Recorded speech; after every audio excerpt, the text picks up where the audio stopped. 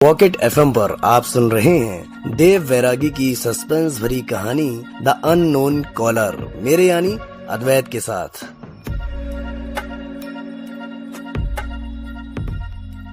वह भी मुझसे करीब करीब 10 मीटर की दूरी पर खड़ा था। मैंने पीछे पलटकर देखा तो वो देसाई जैसा दिख रहा था, और मैंने फिर पलटकर अपने सामने पड़े हुए एक जख्मी देसाई को भी देखा। वो भी बिल्कुल देसाई ही लग रहा था। मेरी समझ में तो ये नहीं आ रहा था इन दोनों में से असली वाला कौन है और किस देसाई पर भरोसा करूं, उस पर जो वहां मरने की हालत में है या फिर उस पर जिसे मैंने पानी लाने के लिए भेजा था। लेकिन वह खाली हाथ लौट कर आया है। वहीं खड़े खड़े मेरे हाथ पैर कांपने लगे। मैं इस समय उन दोनों में से किसी पर भी यकीन नहीं कर सकता था। कुछ पल के लिए तो मैं उन दोनों को बारी बारी से निहार रहा था। फिर मैंने तय किया कि मेरा वहां से भागना ही सबसे समझदारी वाला काम होगा। इसलिए बिना देर करते हुए पीछे पलटकर मैंने वहां से भागना शुरू कर दिया। मैं इतनी तेज भागा कि मैंने यह भी नहीं देखा मैंने सामने खड़े हुए देसाई को बहुत तेज टक्कर मारी है और वह गिर गया है। मैं भागे जा रहा और बस भागे जा रहा था। मैंने भागते भागते पीछे पलटकर देखा तो पाया कि देसाई भी मेरे पीछे भागे जा रहा है। उसे मेरे पीछे आता देख मैंने और तेज भागना शुरू कर दिया। कुछ पल बाद ही मैंने दोबारा पीछे पलटकर देखा तो मेरे पैरों की स्पीड अपने आप ही तेज हो गई। मेरी सांसें बहुत तेज चलने लगी थीं। मेरा शरीर पूरा पसीने से नहा चुका था। जब मैंने पीछे देखा तो मैंने पाया कि जख्मी हो चुका देसाई अपने हाथ में कुल्हाड़ी लिए मेरे पीछे आ रहा है। उसके शरीर से खून की धारा ऐसे बह रही थी जैसे कोई नदी अपने उद्गम स्थान से निकली हो, और साथ ही उसके बगल में एक बहुत ही डरावनी हंसी लिए वही देसाई भी मेरे पीछे भागा जा रहा था, जिसे मैंने शायद पानी लाने के लिए भेजा था। मेरी मौत तो आज तय थी। भागते भागते मुझे सामने फॉरेस्ट गार्ड का केबिन नजर आ रहा था। मन में थोड़ी सी उम्मीद जागी थी बचने की, लेकिन किस्मत को कुछ और ही मंजूर था।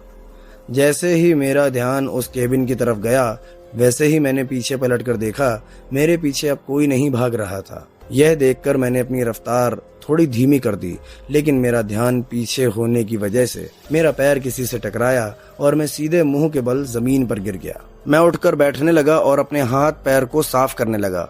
मेरे हाथ पैर गिरने की वजह से छिल चुके थे और उनमें खून भी आने लगा था। हाथ में हो रहे तेज दर्द के कारण मैं ये भूल ही गया कि मैं किस चीज से टकरा कर नीचे गिरा। जब मैंने अपनी नजरें सामने करी तो मेरी आंखें खुली की खुली रह गईं। मेरे सामने एक अनजान आदमी की लाश पड़ी हुई थी, जिसके चेहरे पर कुल्हाड़ी से मारे हुए बहुत गहरे घाव के निशान थे और उसके पेट पर भी कुल्हाड़ी से वार किया गया था। उस लाश के पेट में मांस के लोथड़े बाहर आ रहे थे। वह दृश्य इतना भयंकर था कि मैं उस समय सदमे में जाने के लिए तैयार हो चुका था। मैं उस लाश को देखकर बहुत बुरी तरह डर चुका था। मेरे हाथ पैर कांपने लगे।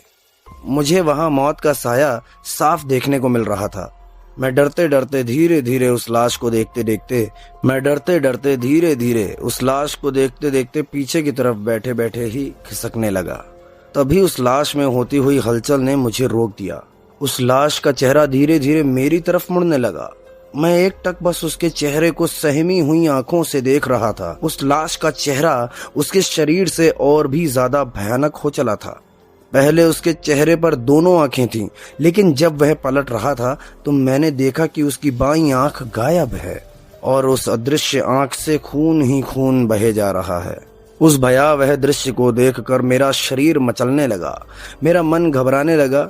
मुझे उल्टी कर देने की इच्छा होने लगी। आखिर हो भी क्यों ना, अगर मेरी जगह कोई और होता तो शायद उसे भी उस समय ऐसा ही अनुभव मिलता। अभी तक उस लाश ने सिर्फ अपनी गर्दन मेरी तरफ की और अपने आधे कटे हुए जबड़े से एक आंख के साथ वो मेरी तरफ देखने लगा तो मेरी चीख ही निकल गई। मैं तुरंत उठकर वहां से भागने लगा, लेकिन तभी मेरे खड़े होते ही वह लाश अचानक से खड़ी हो गई। वह लाश इस हिसाब से उठी जैसे हमारे देश में साउथ फिल्मों के हीरो उठते हैं। फिर उस लाश ने अपने पेट से कुल्हाड़ी निकाली और मेरी तरफ तेजी से भागना शुरू कर दिया। उसने जैसे ही वह कुल्हाड़ी निकाली वैसे ही उस कुल्हाड़ी पर उसके पेट से मांस निकलकर उस कुल्हाड़ी पर चिपक गया। उसने मेरे पास आते ही अपनी कुल्हाड़ी पूरी ताकत के साथ पीछे खींची और मुझ पर वार करने के लिए कुल्हाड़ी आगे बढ़ाई। मैंने अपने दोनों हाथों से बचाव करते हुए एक जोरदार चीख के साथ अपनी आंखें खोली। मेरी चीख सुनकर केलकर और मंडलोई मेरे केबिन के अंदर आए और मुझसे पूछने लगे, क्या हुआ सर, आप चिल्लाए क्यों? मेरा शरीर पूरा पसीने से भीगा हुआ था। मेरी वर्दी पूरी तरह भीग चुकी थी। मेरे चेहरे को देखकर यह लग रहा था जैसे मैं अभी अभी एक भयानक युद्ध करके आया हूँ और उस युद्ध में बुरी तरह हार चुका हूँ। मैंने अपने पास खड़े हुए केलकर की तरफ नजरें फेरते हुए उससे कहा, कुछ नहीं, बस आंख लग गई थी और एक बुरा सपना देख लिया। अब सब ठीक है। तभी मंडलोई ने मेरी तरफ पानी का गिलास बढ़ाते हुए मुझसे पूछा कि मैंने सपने में क्या देखा। तब मैंने पहले पानी पीते हुए थोड़ा रिलैक्स फील करते हुए कहा, बहुत लंबा और डरावना सपना था। किसी दिन फुर्सत से बताऊंगा, अभी तुम लोग जाओ, मुझे थोड़ी देर अकेला रहने दो। मेरे कहने पर वो दोनों वहां से चले गए। मेरे केबिन में फिर से शांति छा गई। मेरे दिमाग में अभी भी वह दृश्य बार बार आ रहा था।